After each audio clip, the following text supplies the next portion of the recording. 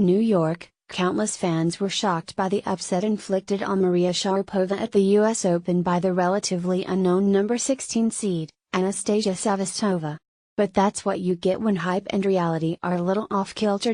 This was a result that came as no great surprise to many, including Sharapova. Sure, she received a controversial wildcard and regal treatment at a US Open stripped of Serena Williams and a handful of ATP stars.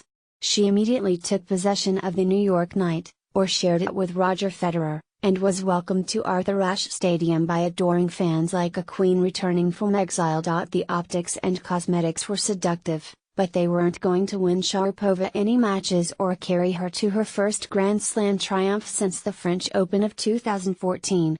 "I came in to New York, not playing a lot of matches," Sharapova said after she was beaten by Sevastova 5-7, 6-4, 6-2 on Sunday in a grueling, physical, 2-hour, 17-minute match.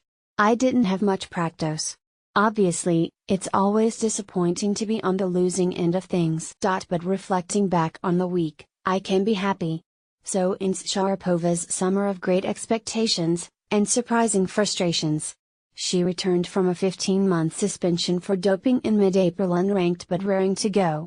She got off to a good start, accepting a wild card into Stuttgart and belting her way to the semifinals. But things quickly went sideways. A surprising number of her peers, some of them marquee names, objected to tournaments awarding her wild cards because of the reason for her absence.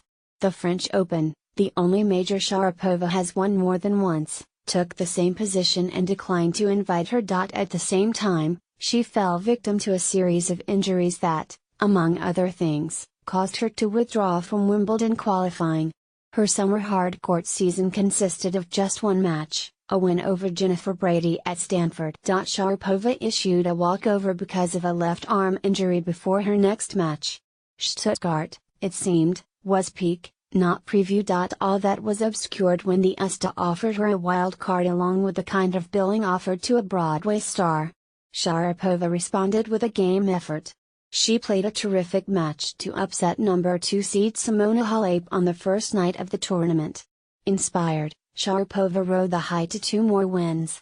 Playing 4 matches in front of a big crowd and fans, just competing in that environment, that's what I missed. Sharapova said. "You can't replicate that anywhere." Sharapova had plenty of time to enjoy those rekindled feelings, too much, in fact. She prowled the Deco turf court, shrieking and screaming, "Come on," for a combined 7 hours, 44 minutes. 2 of her wins were 3-setters, this week. Sevastova had logged just 346. That helps explain why the match shaped to Sevastova's liking, lulling Sharapova into her counterpuncher's trap and tiring her. "I think I allowed the match to become physical," Sharapova said afterward. "I don't think I played as aggressive or was stepping in as much as I did in the first set, especially in the beginning of the match. I definitely took a few steps back a little bit and gave her the time to dictate play and get more balls back. But don't sell Sevastova short.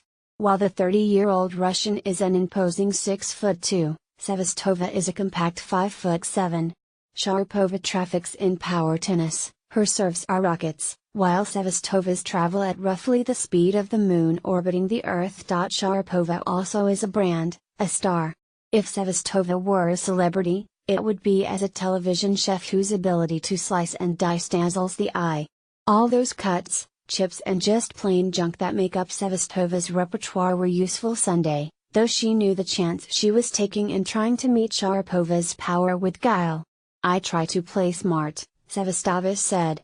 "Sometimes it's an advantage, sometimes not. If she hits you off the court, then you say, 'Congratulations.'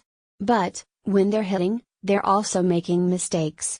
We know where Sevastova goes from here, a second consecutive US Open quarterfinal.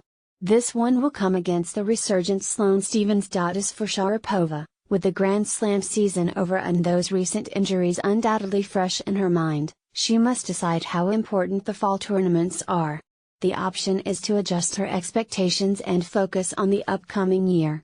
"It's been a really great ride in the last week," Sharapova said. "It was an incredible opportunity. I'm very thankful for the opportunity. I did my best. I can be proud of that.